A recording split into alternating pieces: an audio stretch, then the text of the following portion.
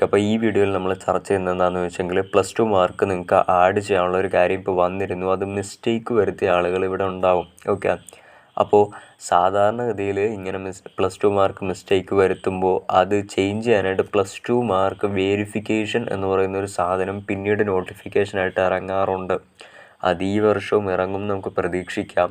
എങ്കിലും 100% നമുക്ക് ഉറപ്പില്ല. നിങ്ങൾ മാർക്ക് തെറ്റിച്ച് കൊടുത്ത ആളുകൾ എത്രയും പെട്ടെന്ന് നിങ്ങൾക്ക് ഇപ്പോൾ വിളിച്ചാൽ കിട്ടുമെന്നൊന്നും എനിക്കറിയത്തില്ല. നിങ്ങൾ രാവിലെ, അതായത് ഓഫീസ് ടൈമിൽ നിങ്ങൾ സിഇനെ കോൺടാക്റ്റ് ചെയ്യുക.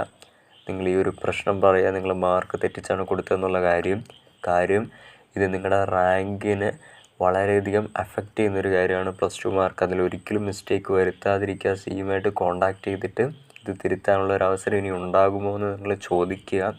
സാധാരണഗതിയിൽ +2 മാർക്ക് വെരിഫിക്കേഷൻ വരുന്നതാണ്. ഇനി ഈ വർഷം അത് വരുമോ ഇല്ലയോ എന്ന് നമുക്ക് പ്രെഡിക്റ്റ് ചെയ്യാൻ കഴിയില്ല. വന്നില്ലെങ്കിൽ അത് റാങ്കിനെ ഒരുപാട് ബാധിക്കും. സോ എത്രയും പെട്ടെന്ന് നിങ്ങൾ സിയുമായിട്ട് കോൺടാക്റ്റ് ചെയ്യാം. Okay, thank you.